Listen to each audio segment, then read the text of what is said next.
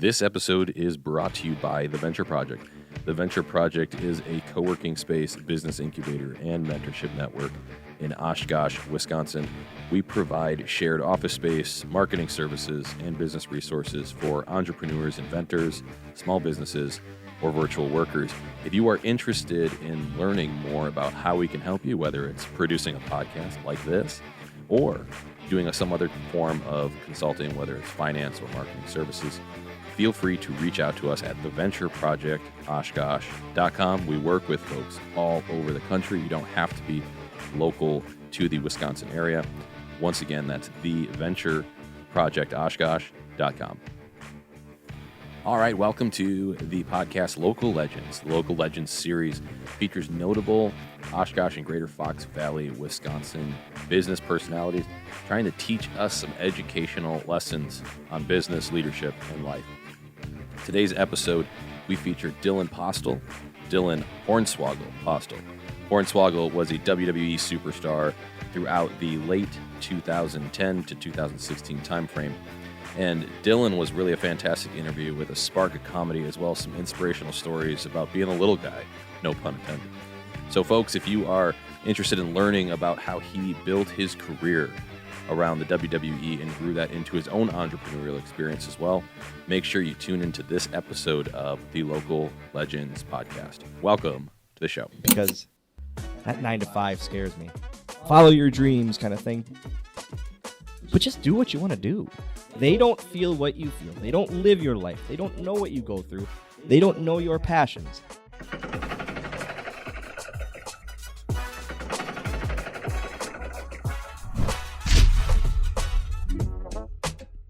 Welcome to Winners, Wallets, and Worldviews, the only show that's going to teach you how to be somebody. Where in your life did you learn that you're not good enough? Take what you're most passionate about and what you're most fearful of. And what is the plan to overcome that fear? And what is the plan to enact that passion?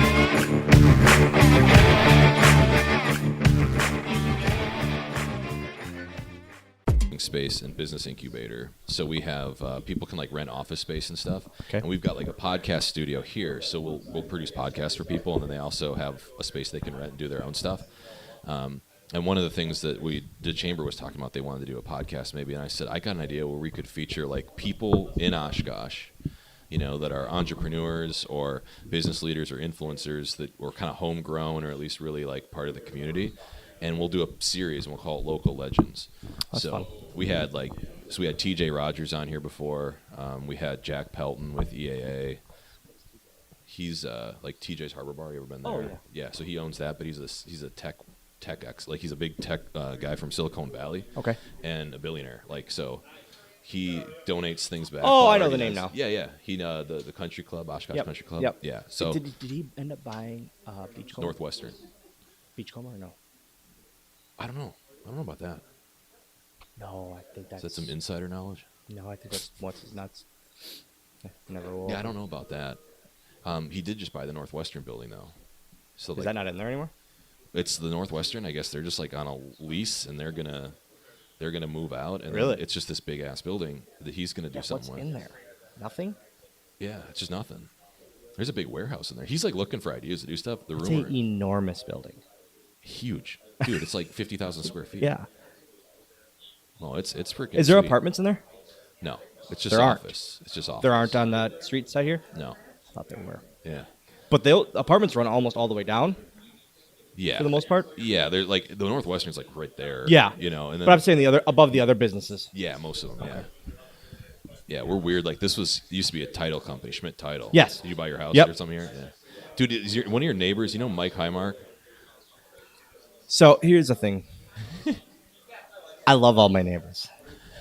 I've lived there now for 10 years. It's my grandpa's home.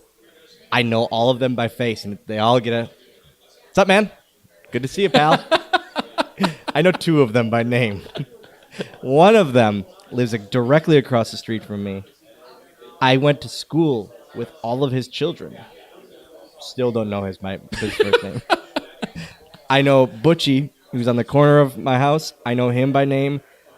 because of Evil Roy Slades. Literally the only reason. I think there was a Ron. News to me. Dude, I get it though. Like the face thing is a thing. I know all of them. If I'll there meet was a someone different face, and 10 seconds later forget their name. if it was a different, that's why I always say, people come up to me on the road and say, hey man, I met you at so and so. I said, vodka and concussions, man. That's what I blame it on. That's literally. I mean, that's for real. It's literally real life. Like, I know faces. I don't know names. I hardly know my kid's name. Like, and I have one. I'm not gonna. Jim Smith from Horse Cave, Kentucky. Yeah. Not a chance. Oh, this is good. I'm pumped. What's the time looking like, El? I'm ready. All right. Well, thanks, folks, for stopping in today. You guys, fortunately, can be the behind-the-scenes group here at the Local Legends Podcast. So a little bit about the podcast. We have a very gracious sponsor today, the Oshkosh Chamber of Commerce, which is supporting a lot of different business functions. And one of the programs we're running here at the Venture Project, Local Legends, featuring a live podcast where we bring on someone from Oshkosh, a business leader, influencer, to share some different insights and strategies on how they were able to kind of achieve some of these goals that entrepreneurs set out. So today we got a very special guest. We have Dylan Postel, who's known as the WWE superstar Hornswoggle in the early 2000s, late 2000s. Went about Vince McMahon's bastard son. You know, this was a great time, man. I remember those days. You probably get this question a lot, but that's not true, right? That was his son? Yeah. No. Okay. Yeah, I read the book. I was waiting to see if that was going to The funny thing is, like, my father, so that actually happened in Green Bay at the Rush Center, and I found out at 3:30 that afternoon that was happening. And I was like, hey, I know it's super secret, but can I get like 2 more tickets? And I won't say what it's about, but I need my dad and my grandpa here for this. Because it was like going to be, I knew it was going to be a big moment. I didn't know how big that moment was going to be. And I was like, I need my grandpa and my dad here. They got him tickets front row, and it was like the coolest thing ever. But then like the week after, 2 weeks after, my dad goes, oh, I'm going to cuss here, but I'm getting a lot of shit at the yacht club. Saying I'm not your real dad, now Vince is. He goes, I'm hoping I see some of this money that the Vince has got. And I just said, well, yep, that's literally week to week. But that's still to this day, that's like one of the most remembered things I've done. And that's, thinking about it now, that's 2007. I'm not good at math, but that's over 10 years ago and less than 20 years ago. Yeah. It's somewhere in the middle there. It's crazy to me. There are children that come up to me and go, oh, you were Vince's son. I'm like, yeah, that was before you were born. Yeah. Yeah. But it's just the outreach of professional wrestling in general. And it's pretty awesome. Like that happened before my child was born. So you don't I don't really know a lot of the behind the scenes of how WWE works. I don't either. So like they just decide that day how the script's So going it was supposed to be another guy, and then he got himself in some hot water. I'm very thankful for it because the checks helped me out very much that he got himself in hot water. And then they literally that day they told me, like I say, at 3:30 they asked me for my cell phone because everything goes in the internet nowadays. Yep. And they asked me for my phone, and they kept it literally from 3:45 that afternoon, from after I texted my dad and my grandpa, I texted my dad, hey, please bring grandpa to the show tonight. I can't say what for, but there's 2 tickets. There'll be 2 tickets waiting for you. Until 10:30 that night when I got to the back. Wow. I literally had no contact with anyone. Just sitting under the ring from 3:45 until 10:15 p.m. So tell people about that, because I read the book and I've seen a lot of your stuff, but part of your character in as the Hornswoggle in WWE was you would emerge from under the ring. I lived under the ring, like a normal human thing. So did you just when they were setting up, in the stadium, you would just go under? So there was like 3 options. Option A was the best. Option A was before my segment on the show, they would turn the house lights off and put a video on the screen, and then all the local hands or helpers or crew would surround me, and I would just literally with a hoodie and black sweatpants sneak out and then slip under because everyone's watching the screen. It was the best. Option B, not so great. Before the show, or like a couple times before the segment, maybe the beginning of the show or whatnot, right before the people started coming in, I would go under. Option C was literally an hour or so before the doors opened because they wanted to keep it secret. I think I counted 3 or 4 times where I was under the ring for like 7 hours. Yeah, it was the best, just the best. What did you do under there? I had a PSP. I did that. It was like a Game Boy. It was that. I did that. I could sleep really well, even with the matches going on. We were on a tour overseas one time, and I may have been overserved the night before and a little overtired that day. And there was a match going on, the match I was going to be involved in, and my cue came, and I'm sleeping under the ring. The apron goes up. They're calling for me to come out. There's no Dylan. I talk about it in the book where it's like, I look up, and Finley, the guy I was partnered with, we're locking eyes. He goes, "Hey, you coming?" I go, "Oh, no." And it was just my time. There was 8 guys wrestling above me, and this was the end of the show. So there was another 7 matches before that happened that I don't remember hearing. That's just my life. And but I was just comfortable under there. I was really, really comfortable under there. That's something my stature has helped with. It was okay. I was fine. Plane rides better. Oh, see, but plane rides are okay. But like this, he doesn't get that luxury. Like this, it's just my feet dangle. Yeah, they just fall asleep. I had a guy a few months ago. I talked about this in my little bit of stand up I've done. He said to me, he goes, "Sir, could you not put your feet on my seat?" And I look at him and I look at my feet. And I go, "I don't know where you want me to put them." And they're just there. They're going to be. He goes, "Well, I've had kids kick my seat." That whole flight, I just pop, pop, pop, pop, pop, pop, pop, pop, pop, pop, pop, pop. Mortal Kombat, the son of a bitch. He's got some moves. Yeah. What you talked about in, I think what's kind of cool about your story is like you everything I know. Yeah. So if you guys haven't got a chance to check his book out, we got it over here, and go buy it because it's really inspirational in a lot of ways because you were doing this stuff in high school. I was backyard wrestling in middle school going into high school. We were in my buddy of mine's backyard, literally behind Titan Stadium. We just had makeshift ring with mattresses and chairs and ladders, and we got on the Channel 10, the local channel.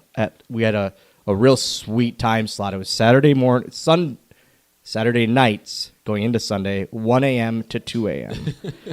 But let me tell you, every college kid in the city knew about us because they were just partying and they would turn on Channel 10, see a bunch of kids backyard wrestling. And then we got myself and my best friend, Josh Binder, got trained when we were 17 in Green Bay. And it was in 2003. And we were that was the beginning of our senior year in high school. So we were putting up posters at Oshkosh West for our local independent shows in Green Bay. It was awesome. And you were traveling around even in high school, going to but just the Midwest. Kind of, it was mainly just Wisconsin, Minneapolis, Chicago, Indiana, that kind of thing. But it was the time of our life. Like really, it was all we wanted to do. Now to this point, it's all I've known. Well, when you told people that back when you were in, high school, that this is what you wanted to do when you grew up. I told people that at 4 years old. And what did they say? What was the feedback? I don't know if they could roll their eyes you're more. Hulk Hogan era, right? I don't know if you know this by looking at me. I'm not the typical pro wrestling build. Like I'm not 6'4". I'm not 250, thankfully. But it's one of those things where, I mean, my grandpa, man. He was always the one. Yep, he's gonna do it. Yep, he's gonna do it. And my dad believed in me and he supported me, but he was very, very smart in saying, "I don't know if that's gonna pan out, Dilla. Like, I don't know. I don't know if that's where you want to go. If that's the thing." Yeah. And I just kind of said F it the whole time, and that's what I was gonna do, whether it's supposed to happen or not. And you talked a little bit too about how. Like some of your influences, like Rey Mysterio, and some of you guys that are familiar with WWE, Rey Mysterio is known for his like acrobatics in the ring. He's got fantastic moves, and you wanted to differentiate yourself by kind of learning styles like that. I didn't want to be trained as a midget wrestler, and I can use that word because that's me. It's fine. We don't have to. Ooh, that's the first sentence in your book is that you're fine with people. Yeah, literally, it's the first thing because that's how I feel. This. Oh man, gonna get me fired up. This This world, if they get pissed off at the word midget and you're not one, you really need to reevaluate your life. Like, this is not something that you need to get mad about. And there's a lot of things to really get upset about. A midget, using the term midget, is not something you should, oh no, how dare he talk about himself. Like, no, it's just, but it's, I didn't want to be trained as that kind of wrestler. Because that's not what I watched. I watched normal wrestlers, and that's what I always wanted to do. Because, and I think that has a lot to do with my upbringing. My parents never treated me as this. My best friends never treated me as this. The teachers never treated me as this. Like, they just treated me like a normal human being, which is something I've always seen myself as. And that's the legit honesty and truth is I don't see still to this day, I don't see myself as not a normal human, because it's just, it's just how I've always treated myself and how others have treated myself. I didn't get bullied in high school, and I'm very, very happily surprised at that, because throw me in the locker. That's great. I can fit. You can't. It's fine. Like, if you try to stuff yourself in a locker, you're going to be uncomfortable. Me, I'll sleep for two classes. Shucks. And then that didn't work. What's next? We don't got anything else. And it's just stuff like that where I was the first one to make myself the butt of the joke. Mm-hmm. So if you take that away from said bully or from said guy who's going to do that, they don't really have anything. You take their ammo away, they got nothing to shoot. Yeah. Tell me, I'm not familiar with the process of becoming, a professional wrestler. There's a lot of training and preparation. You describe some of that goes into it, like learning the moves. Like, what all had to happen before you even got the opportunity to kind of get a break? So I currently run a wrestling school and a wrestling company in Oshkosh, ACW, Wisconsin, and our training school is literally 2 blocks. It's on the corner of 7th and Oregon. And Yes. Yes. Google 7th and Oregon. It's a block from Slade. That's why my memory is shit. So my memory is a little cloudy because of that. Just reference a bar. That's literally. Oh, okay, yeah. The school couldn't be in a worse place. It's just not good for me. But so we teach there, and how we train. We train every week, twice a week, 3 times a week, for 2-hour sessions, 3-hour sessions. I was training once a month for 3 hours before whatever show was going on. Thinking about it now, I never got really trained to do this. I just picked up kind of fast and decently. Yeah. And I learned along the way. Josh Binder, he's so good and so much better than me at this, because he did a lot more training and he learned a lot more things, and I was along for the ride. But how we run our school now, it's completely different. We start at bare minimum, and when they leave, they're TV ready. We say they could be on big screen, and it's just a difference in outlook. I see how we were trained. It's not poorly by any means, but I see the care that we take. I mean, we call our students our kids.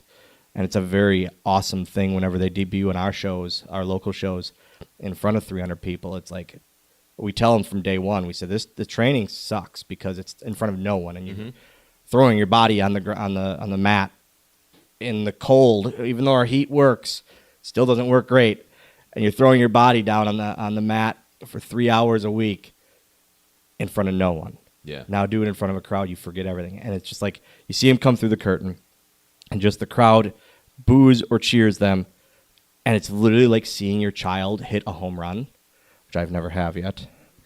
One of these years. But it's like seeing your child do something amazing for the first time, and it's just like, oh, this is great. And I literally just grab Binder's shoulder, he's doing it. He's doing really good. And then they come to the back, and it's just the coolest thing ever, because they literally are so thankful of the training that we gave them, but yet are just happy because they finally did it. Yeah. So to go back to your original question, an hour later, it's the training process is the hardest part, because just over and over, telling your body. I tell everyone, we're not supposed to fall. When we slip on the ice out here, we try to break our fall. Yeah.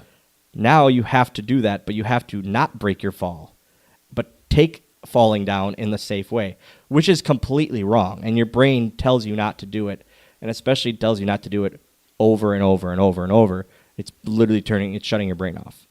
Can you talk a little, I think one thing that when you see, WWE on TV or whatever, people don't realize how competitive it is to get to that point. Like how unbelievably challenging it is to even reach a level to that level. It's very probably harsh to say, but I've trained guys long enough now where it's real. The first thing I say to every new class is you're not getting hired by WWE. And they all kind of look at me like, oh man, that's okay. And it's not a dream crusher, but it's the truth. I can't teach someone how to get hired. This isn't football. This isn't baseball. This isn't anything like that of a sport. WWE hires people who they are looking for. They're looking for a 6'8" Australian. They're not going to hire a 5'4" Oshkosh, Wisconsin. Wisconsinian? What is it? Wisconsin? Wisconsinite? Ugh, I don't like that one. Wisconsinian? Wisconsinian. But they're not. I said unless they're looking for you, you can't. I mean, you're not going to make it. It's not like being a star quarterback out of high school into college, star quarterback in college. It's not a draft system. It's just a hiring process that when they're looking for someone like that, they're going to hire them. And it's just, so there's nothing that we can do. You can be the best professional wrestler in Wisconsin. If they aren't looking for you, you're not going to make it there. How did you eventually kind of break through? Luck. Yeah. Being a midget, to be honest. Yeah. They were looking for a guy like my stature, and Mr. Kennedy, one of the guys that helped train me, he's from Green Bay, Two Rivers originally. He put his name out there for me, and he heard they were looking for a guy like me, and he goes, I got one. And he goes, he's good attitude, he can work, he's literally one of the boys. And they called me up, and I was off to the races. Literally, I didn't have a tryout, nothing. I owe my whole career to him making that call. Wow. So, yeah, it was pretty awesome. So when you're like, one question I always wondered, and when you're in the ring, are you like, is that all very staged, or is it somewhat improvisational? It's kind of 50-50. It all depends on the situation. WWE is very, very, I don't even like to say choreographed. And scripted, I hate that word too. I don't know. It's written. WWE is very written for some things because it's still a television show at the end of the day. And it has to be. The cast of Friends aren't saying, hey, here's the outline, fill in the blanks. WWE does that, but for some segments, it's more outlined than others. It's all depending on the situation. So you got to kind of play off each other a lot. Yeah. And things like that. That's pretty cool. I think in your book you talk about when you met Vince McMahon for the first time. What was it like just kind of being around some of these leaders of WWE and entrepreneurs like that, like Vince McMahon? Man, I worked alongside of him in that Sun storyline for 6 months, and I don't think I asked him one question outside of what we were doing, and that's like one of my biggest regrets because it's the most powerful man in wrestling history. I should have just said, hey, how was Macho Man? You guys share some beers? Give me a good Macho Man drunk story. And he would have. Like, he's just open like that. He doesn't care. But it's stuff like that where I wish I would have come out of my shell a little more, and just for my own, essentially for the book, to get more ratings from the book. Right, yeah. But obviously. Yeah, it's just stuff like that where it's What was he like as a person? Awesome. He's like any boss. Legitimately, I say it all the time. He's like any boss. You do what your boss asks, and you're golden. If the boss at Target tells you to work the pet department and you want, nope, I'm working toys today, well, you're not a good employee. It's very simple. Vince wants you to do this. If you do that, awesome. Do it in your own way, but still accomplish the goal at hand. That's all he wants. What was like one of the wildest things when you were like on tour, kind of doing all this? Like, what's like something that just stands out as this was crazy? We got stuck in Ireland. There was a volcano. That's fitting. Yeah, shocking. we got stuck in Ireland, and there was a volcano in Iceland or Greenland or one of the lands. They all kind of run together at this point. But it literally grounded all travel for like 6 or 7 days. So we were stuck. And it couldn't have been a better place to be stuck because that hotel bar, made their year salary off of us in that staying there. But it's like, it was just one of the fun weeks because we didn't know when we were getting home, if we were getting home, any of that. So like one night we're like, oh, we're going to go bowling. So we just, all the group of these wrestlers, from myself to John Cena to Mark Henry and everything in between, just went bowling together. And it was like, it was such a cool thing looking back at it because we never ever do that kind of thing. We never did. But we made the best out of such a situation. And it was such a fun, like, camaraderie thing that we would have never experienced ever unless we were stuck somewhere. It was a really, really neat thing. Like, the most athletic guys were the worst bowlers ever. And it's just funny to see kind of us breaking our shells for the night. And it was something like that really stands out to me. We had a toga party one night. Where it was literally, everyone's like, we're having a toga night. And we just took everyone's bed sheets and just made togas. It ended very, very fun. That a WWE group of people in a toga party, yeah, sounds insane. Yeah. Do you like do moves like in the no, room, like throwing people on nope, beds because my toga was not tied enough. That's for sure. Yep. Do you still stay in touch with any of those guys? Yeah, I a bunch of them are still best friends to this day. The forward is written by one of the forwards is written by Kofi Kingston, who's still with WWE, one of the most tenured guys in that company in history. And I talk to him. If I don't talk to him in a day, we know something's wrong with one of the sides. And it's just one of those things where these are buddies. Like, these are legit friends. I always say there's a lot of acquaintances in wrestling, a lot of acquaintances, but actual friends is very few, and that's okay. But because I'm very, very happy with those few. Yeah. Yeah. When did the WWE scene kind of wind down for you? I was released in May of 2016. It was 2 weeks before 10 years being there. And the crazy thing is, they told me when I got hired, they said it's going to be 6 months. Then that's all this is going to be panning out. So 2 weeks under 10 years later is pretty awesome. I was tenured longer at that time than a lot of main WWE acts. But they released me in 2016. They called me that day, and I was smart enough to independent wrestling and wrestling in general. I knew I had to hit the ground running, and within an hour, thanks to Brian Myers, Kurt Hawkins, another wrestler there, he was released at the time. He goes, "Hey, give me an hour, I'll get you some dates. I'll call you back." 20 minutes, he had me 13 dates. And it was just, here we go. And I was still running ACW shows, I was about 2 years into ACW shows at the time. So we had a show that night up at Tanner's. And it's kind of crazy is I got to appear the day I got fired on a show. And I was like, I said to my buddies who run it with me, I said, guys, I think I have to. I'd never put myself out there, but this is kind of big. The same day I get fired, I appear on our own show. And they were like, of course, you're doing this. So literally the same day I got fired, I appeared on a show. So tell me how you kind of started, when you go into the entrepreneurial scene, when you kind of started to start your own businesses, when you started to kind of branch out yourself. Yeah, it was because I was off the road with WWE. The writers didn't have anything for me. This was in 2013. I was just off the road for a bit, and I said to my business There's no partners, conflict of interest or anything with doing independent. What they don't know doesn't hurt them.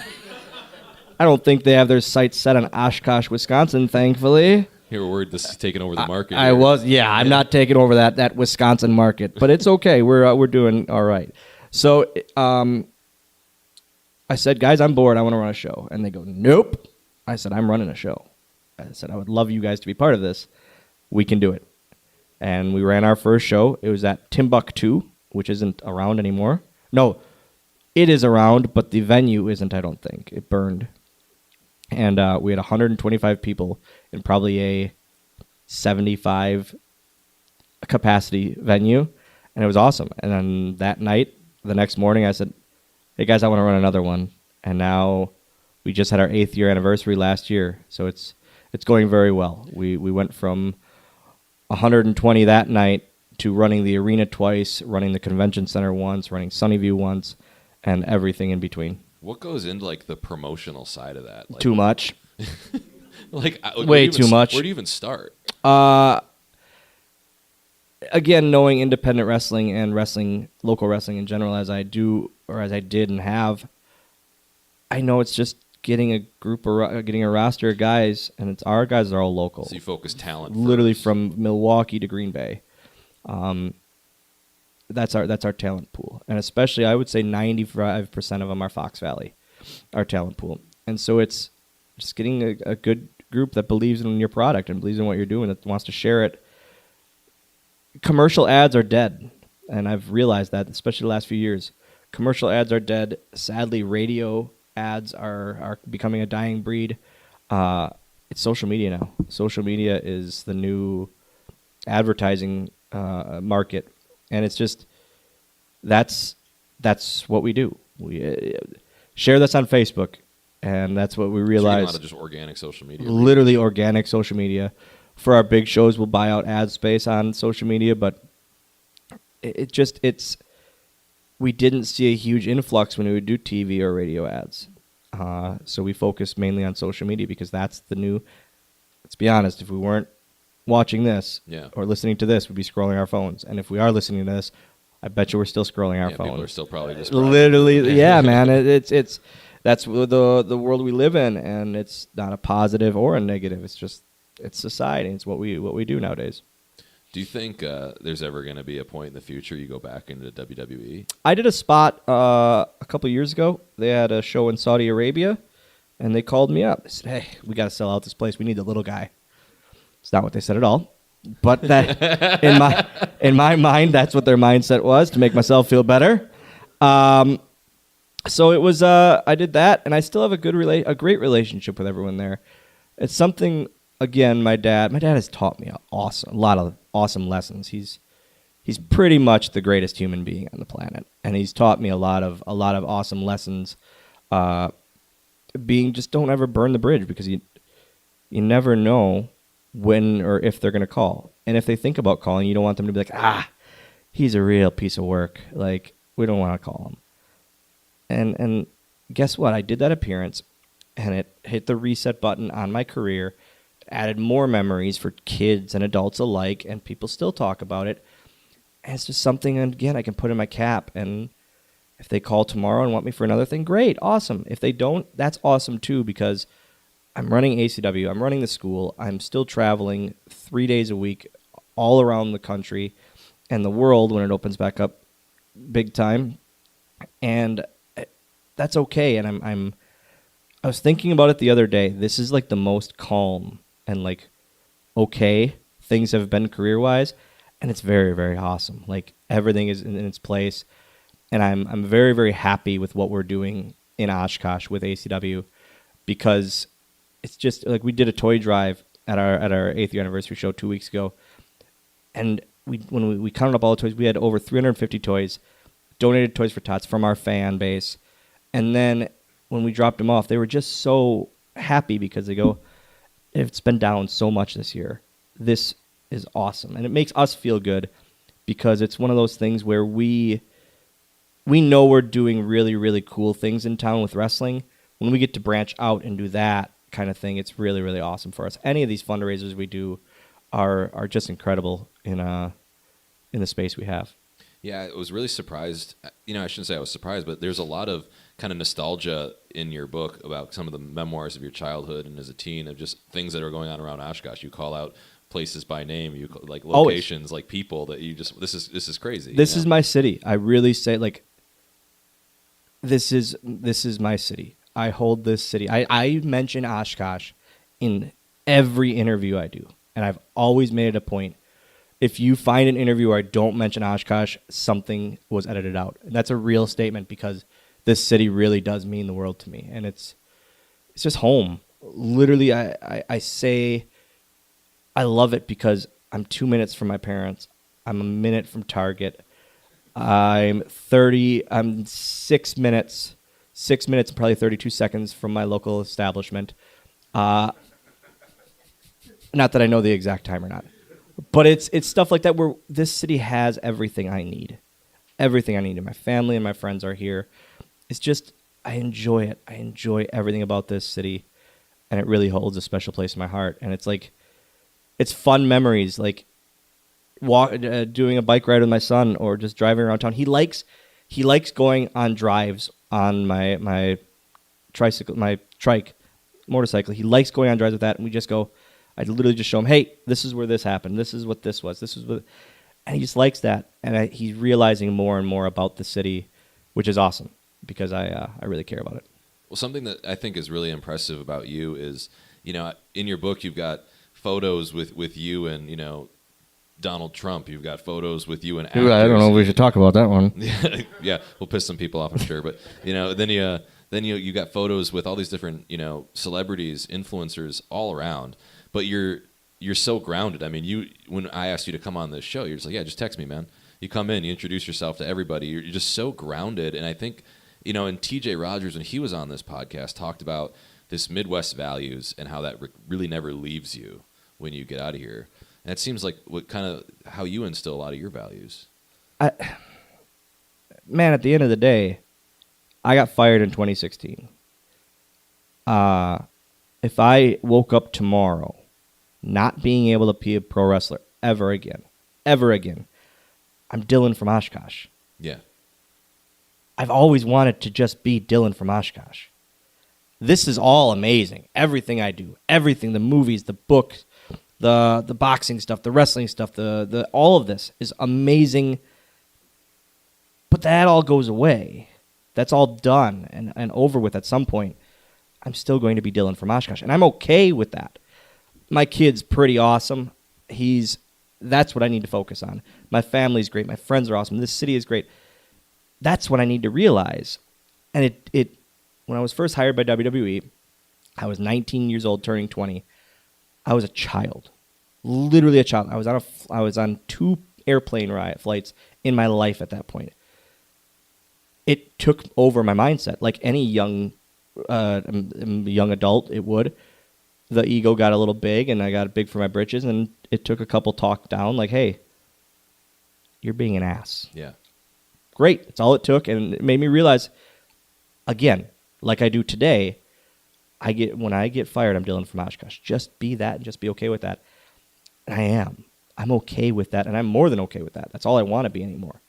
And I think that's why I do have the mindset I do. Even when I go to shows around the country, it's just, this is so fun to me. It's so fun to me to be able to travel for work. Literally, it's my job. But also, I think about it, I work for 30 seconds. Literally, I'm in the ring for maybe 3 minutes at a time.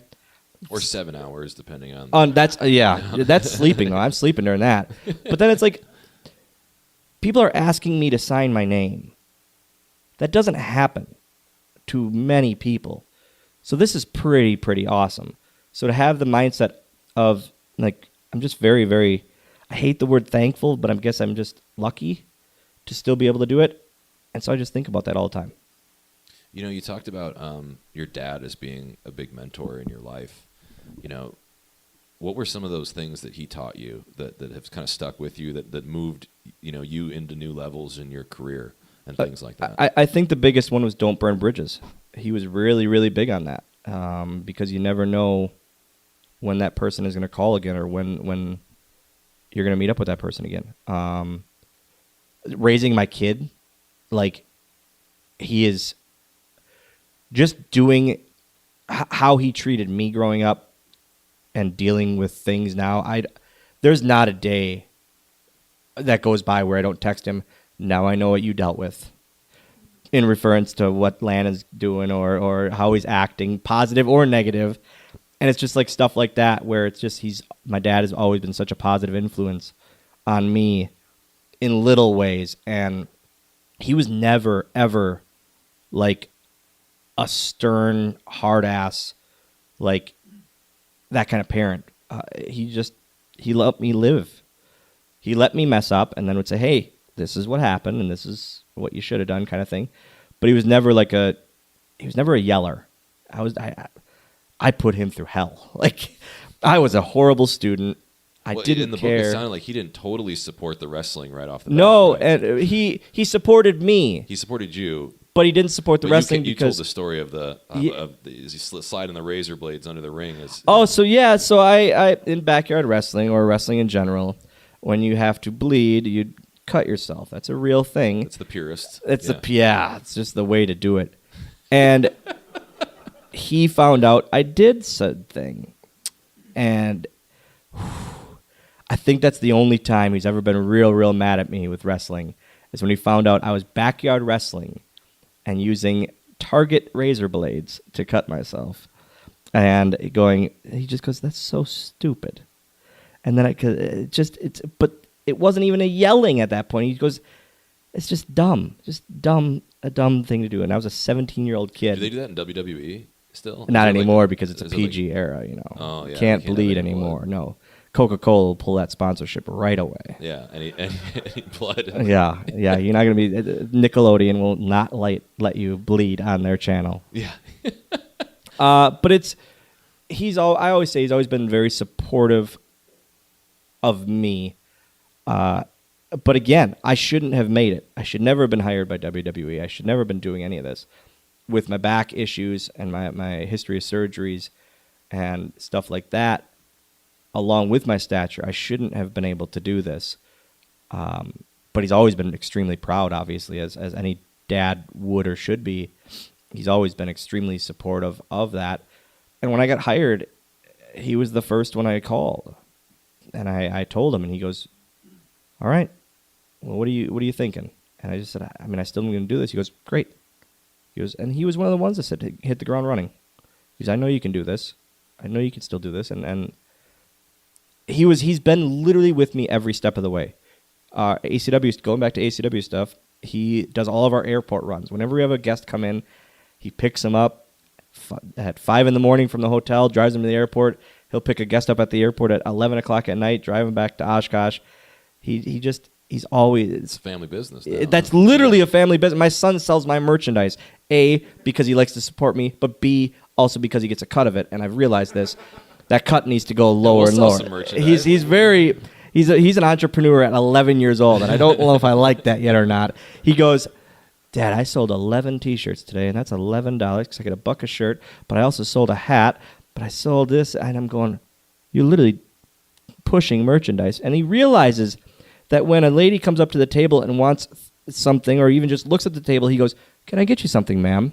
And you can't tell an 11-year-old no. I've realized this, and that's why I have him sell my things. And I let him do his thing, but also in the back of my mind, he knows he's making his cut. Yeah. He's way too smart. Well, I think something that's really inspirational about you is you had every reason to not be able to make it as a professional wrestler, right? You talk about, your medical condition. You talk about your surgeries as a child, and then here you're going into contact sport with people that are 6'9", all around the country, and this is your goal, but you never gave up on that. You never quit. You never stopped. Yeah, I was 4 years old, 6 years old. I always forget. But I had major back surgery. The first one I had paralyzed me for 6 months, and then they flew me to Minneapolis to fix that. And the first thing he said is no trampolines and no contact sports.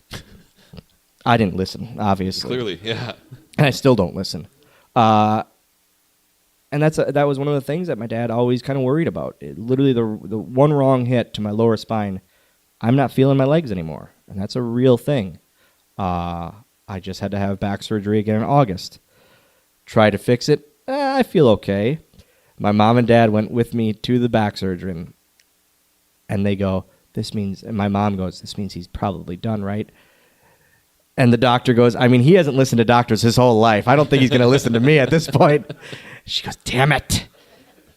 So, and I'm still doing it, obviously, because I don't listen. But it's because, again, I think I've never wanted to view myself as poor me. Mm-hmm. As, man, if I don't have a cast on, I can do this. I can still move around. If I can move around, I can wrestle. That's always been my mindset. And it's always, sadly, I think it's always going to be. because that 9 to 5 scares me. That 9 to 5 really scares me. I love Target. I loved working there. Man, going back to that, I don't. I'm ready to do it when time is right. I don't know when time will be right, though. That's a sad thing. Well, that's pretty incredible, and I think that's really inspirational for a lot of people out there. I think that have their own personal limitations in their life, and then seeing someone like you go through every reason to not succeed and still find ways to stay consistent, to stay determined, and finish. And it's like I've always had the follow your dreams kind of thing, but just do what you want to do. Yeah. Like, don't let someone tell you no. Literally, who cares? They don't feel what you feel. They don't live your life. They don't know what you go through. They don't know your passions. Do what you want to do. The follow your dreams thing is very cliche to me, and it's right, but also like it's more than that. It really, really is. If someone tells you no, and you think yes, screw them. Like, for real, who cares? It's what you want to do. It's what it's kind of simple to me. It's very, very simple to me, and that might not be the best answer for a lot of situations, but I think it should be. Yeah. Well, I want to ask you before we open up for some questions from folks here, just a little bit about ACW and what you've got going on right here in Oshkosh, because you alluded to it a little bit, but I want to give you a chance to kind of explain it a little more. ACW Wisconsin is a independent wrestling company that myself, Josh Binder, and Josh Weimer started. Literally 3 best friends. Josh Binder I've known since 2000. No, I've known him since 3rd grade. That's Jesus. That just hit me again. Like, wow, it's been. Oh, stop dating myself, making me feel old. That's my job. You put your birthday in the book. I did. That's the sad part. So identity theft is Social Security numbers hidden in there too, I'm sure. Just gonna be credit cards in like Afghanistan under my name, right? But we started the company again because I was bored and I wanted to run a wrestling company and a wrestling show, and we ran our first, and then we ran our second, and then we ran over and over and over, and we ran our first big one at Sunnyview, and then we ran 2 at the arena, and we just ran like even during a pandemic. And it was frowned upon by some fans, but also our mindset was, listen, this pandemic really sucks. Everyone's in their house, pissed off. All of this. Let's give them something to smile about under a mask, but let's give them something to leave their house for. We run every month at the Masonic Center, and we ran during a pandemic, but we ran it socially distanced, required masks, required temp checks, and it was amazing. It was absolutely amazing. And we had so many people afterwards go, this was the best 2 hours I've had this week. And then we ran another one during pandemic, and it was the same thing. And people were very mad at us. How could you do this during such a big goings on? And I agree. And it wasn't us thinking we don't care about the health or the safety or the wellness of any of our fans or our wrestlers. No, it was we want to give people an escape. Mm-hmm. Sometimes life really, really sucks. So if one Friday a month you can come enjoy wrestling, have a drink, enjoy it with your kid, and just get away from everything. We always say when you come in that door, our goal is to make you forget about real life for 2 hours and just come into our world. And our world is really, really awesome. Our world has a lot of things going on, and it's really, really cool. And so we just made our schedule for 2022, and we opened up season tickets. It's something I had the thought of doing a couple years ago because we have some crazy, crazy supportive fans. And I was like, let's just do season tickets. If they want to support us, they can. We have sold out the last 3 years, front row season tickets within 2 hours. Wow. It's incredible. Yeah. And that's the fan base we have. And then we'll sell GA season tickets and second row season tickets. But it's just the fan base we have that whether they're going to be at the shows or not. Get a Venture Project box. Fine by me. That'd be awesome. I know a guy that can help you with that. But whether they're at the shows or not, they're still supporting us for the whole year. And that means a lot to us. That means that we're doing something that they really care about. And the toy drive is something we've done. We've done so many charity events and shows, and our sponsors are all local sponsors that we then, like, I literally just talked to the guy at Rev's Bowling Alley, and they've sponsored us for a year now, and I just said, hey, we're going to have our holiday party at your bowling alley on a Sunday. He goes, we don't open on Sundays. I said, can you open on Sunday? He goes, yep, because he knows it's going to be 20 to 25 wrestlers, bowling, eating, drinking, Which, having if you a remember good from time. the Ireland situation was a good I'm not deal. really from friggin' Ireland, man. I'm from Oshkosh. We talked about this. He said, you said from the Ireland The Ireland situation. bowling I thought story, you were, yeah. man, I get You're not actually Irish, huh? every that's a really day buzzkill, of man. my life. Someone goes, oh, you talk normal for being from Ireland. Yeah, where's the accent, dude? I was really expecting. And then I'm thinking, do you go, if you met Tom Cruise, you'd say, oh, you're not really a toy cowboy. You don't really fly a jet? Yeah. No. How did... It's wrestling fans, man. That was But they're the best. Tom Hanks was the cowboy. Tom Cruise was Top Gun. Maverick. I don't know movies. You were in like 2 movies, dude. I know. Yeah. I know. It's not a big deal or anything. Author, And boxer. did you play Leprechaun in the movie? I did, and that So another didn't Irish, go well. Irish, you know. I get it. Okay, I'm not from Oshkosh, man. But I will say, St. Patty's Day comes around. It is the biggest money-making weekend for this guy. I am bartending. I am wrestling. I'm signing everything. Yeah, you are. Everything. Dublin's. Need a guest bartender? Hit this guy up. Yep, that's me. Dude, we should approach McDonald's with a Shamrock Shake endorsement. Maybe we could probably. I think that's a little above me. Oh no! No, we'll get there. I know a guy. Mahoney's. Maybe Mahoney's can do Shamrock Shake. Well, now it's gonna be Parker John's. Hell yes, it is. Hell yes. I am so excited. Where were we? Something about ACW. ACW. Yeah. Guys, check us out, though, for real. ACWWisconsin.com. We literally have 10 shows in 12 months. And then we have our Water City Wrestling Con show in May at the Convention Center. Again, last year we did it kind of during the craziness, and we still socially distanced 1,000 people in that place. Wow. And it was awesome. And we required masks. Who knows what this year is going to bring? Hopefully we can open it up. But it's just, we're doing some really, really fun things, and it all comes down to still being local. Yeah. We do a couple shows at Tanner's and Kimberly. We do Fond du Lac here and there, or Menashe here and there. But this is our home base. Like, this is our home.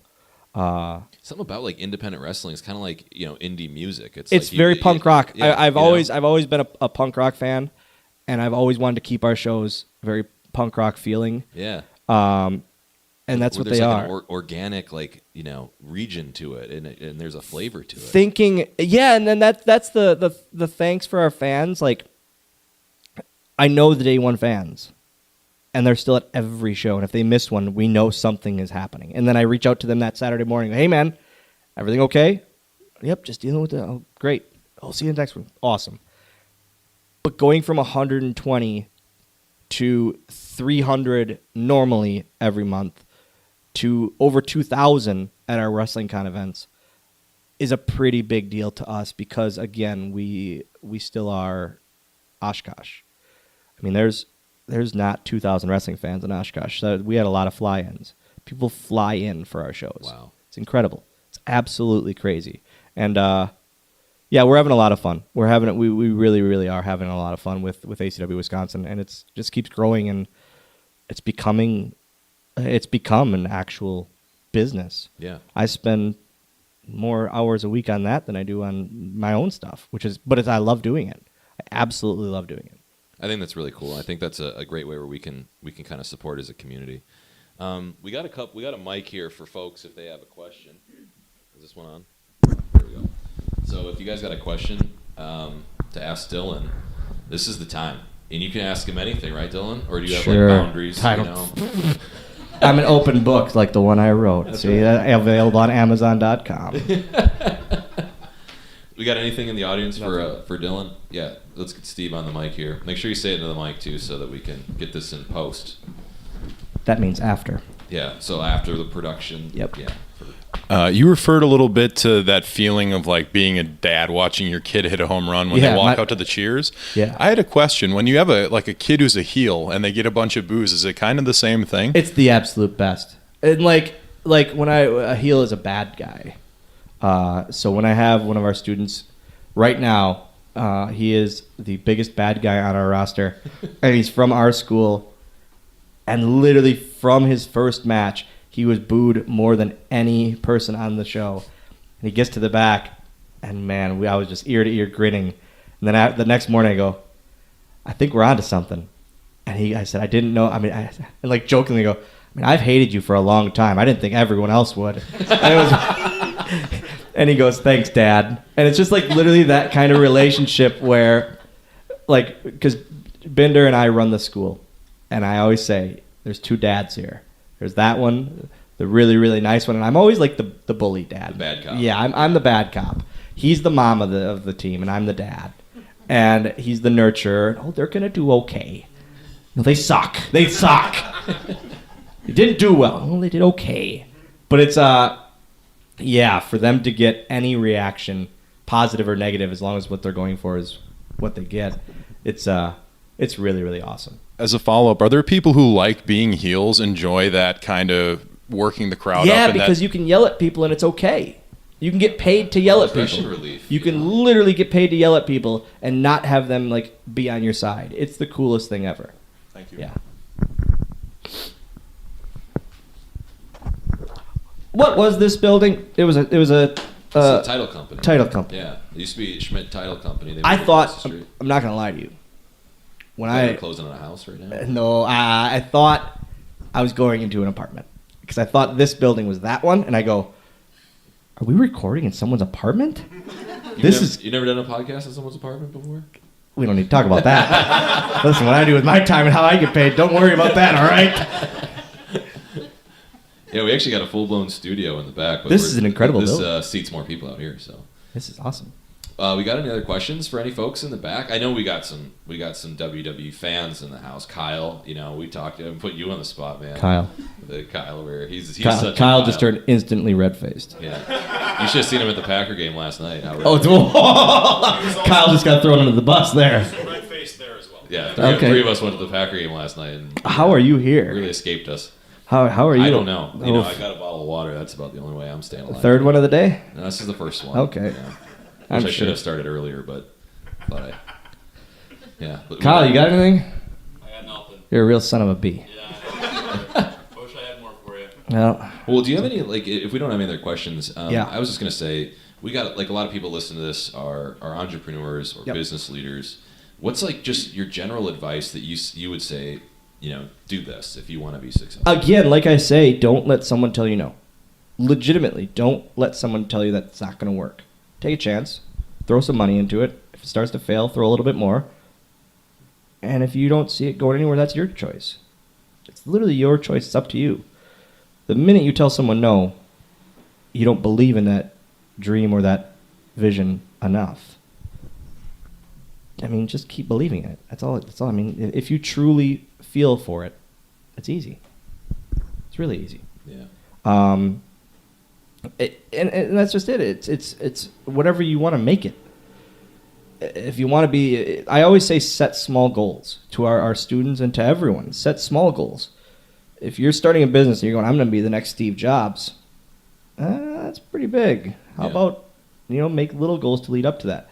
I always tell our students, don't say I want to be on WrestleMania, because that's a very big one. And if 5 years from now you haven't achieved that goal, you kind of feel like a schmuck.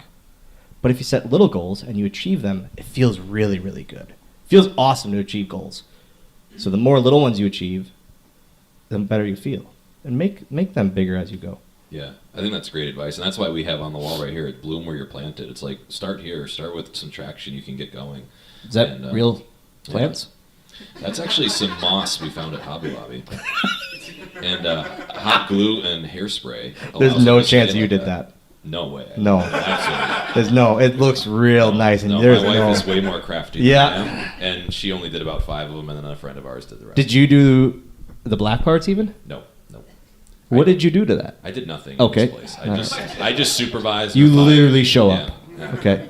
I'm like, tweak it, and then go back. What are these maps? These are pretty awesome. Yeah, so hey, I mean, you know what I want? I'm in. There's a map. I just want a map. Like, is there a map of my block? You think of like the 6th Street that I You might grew be up. able to find it on there. That would be all. Like, that's what something I want, an old map of this town, like from when I was growing up. I don't know where to find one. Someone tell me where to find maps by year of this city. We can get you. The library has them too. I You didn't want to think? Yeah, If they you have. think I love local, I support local. I really, really do. I don't step into the library because I get real intimidated. Yeah. There's a lot of books in there. Yeah, it's hard. Real big words. But a lot of them. As an author, you should kind of tell people maybe check my book out at the library. I did. Amazon.com. Oh, yeah. Comes right to my wallet. You know. That's right. Library buys it from Amazon. I don't get a cut of Jim Smith Dude, this is a renting it great from the point. library. Don't go to the library. Don't. I didn't say that. I did not say that. I didn't. I never would say that. Yeah, That's this awesome. Yeah, you could definitely do it. I think the Howard actually did that with their big map of Wisconsin, as they found like something at the library and then they were able to buy the rights to it somehow. And I have to pay for the rights to print this. yeah, dude, this is a big deal. I don't know. I want to hang this on my wall. I don't want to sell this damn thing. It doesn't matter, dude. The world NFTs and all this stuff now. I don't know what that Yeah, is. just wait. You just wait, folks. You don't know what NFTs are yet. Go Is that pop the up thing Google. where people buy it on the website? This is this Meta. You know the Meta, the Facebook. Let's thing? go back to the There's gonna be library. a 3D internet. This There's is gonna be a way more 3D confusing. internet. This You'll is be way buying more real confusing estate. than the library. I'll tell you that. Yeah, you'll be doing wrestling shows in the Meta soon with I don't virtual know what reality. that is. Come on, dude, you Nope. can get ahead of it. I Look don't at that. know. We got an idea now. I don't know. I don't even like recording our shows. This is. Oof. We're really getting off topic. Yep. But I think Support the library. support local library. I think Support is local the message. library. Support Visit Oshkosh. Support the Venture Project. Support Jerry's Barbershop. See, that's a poll. Yeah. Is Jerry's Barbershop is still a thing? Yeah, You Are Next that was next to it. Actually, we bought that a long time ago and made. Oh, so you put him out of business. Yeah. Really supporting local. He fell down the stairs actually. Ooh, Yeah. got real dark there. He's good. He's fine. Okay, okay. But that was the exit. Yeah. That's the exit. Yeah. I mean, that's He fell down the stairs. His wife made him sell the business. that was his exit, kind of. Yeah. Yeah. That's how it goes. Sometimes. You got real dark right there. The good news is the Yeah. business is doing great, and we've been chamber members for 5 years. So Oh, great. It's really good that he fell down the stairs. Yeah. You're saying. That's what you're saying. We'll find the map. Come see us at the the chamber. chamber will find it the whole time. So I don't have to go to the library? Gosh, we just. Hell yes! Why didn't you say something, Yes! Bob? We just talked around for about 5 minutes trying to figure out. Yeah, well, let us. Yeah. This is great. Hey, Dylan, man, this was absolutely phenomenal. Where Yes. can people find out more about you? Find ACW Wisconsin at acwwisconsin.com or on Facebook.com/ACW Me. I don't have a website. I have a merch site. It's just dylanpostle.com. Autographs, 8x10s, books, personally autographed books. Yeah. Don't even get those on Amazon. Everything. Otherwise, just at Dylan Postle, because I was at WWE Hornswoggle until they released me, and then I go, oh, I can't do this Yeah, they anymore. have the naming rights. Yeah, they can't copyright my name. So I'm literally just at Dylan Postle on every form of social media. Otherwise, you can probably find me at Evil Roy Slades between noon and 8 o'clock. Usually Tuesday to Saturday. Sunday from noon to 3. That is absolutely phenomenal. Well, could we give a big round of applause to our Thank you, guys. Thank you very much, Dylan. Appreciate it, man. We got some food over here. If you guys haven't grabbed a bite to eat yet, we got some Roxy meatballs for you. So make sure Support you the Roxy. snag a couple of those. Dylan's a big Roxy fan. I too. love the Roxy. Eggs, they're real good eggs, Benny. They are great. Real good I've had eggs, that Benny, before. there, yeah. Have you done the brunch challenge? You got to ask Ryan about it. Nope. It's like a brunch challenge. You have to eat a whole bunch of eggs Nope. and hash browns, all this stuff, and if you Nope. can do it, you get it free. Oh, great. Yeah. Bubble guts, and you get that for free too, huh? No, I don't want to do that challenge at all. It's a challenge that sticks with you. For Not at me. least 24 hours. It ain't sticking with me long. You just got that one, didn't you? That was poop joke. Sorry. I love it. Yep. Thanks, guys. Yeah. Well, thank you, everybody.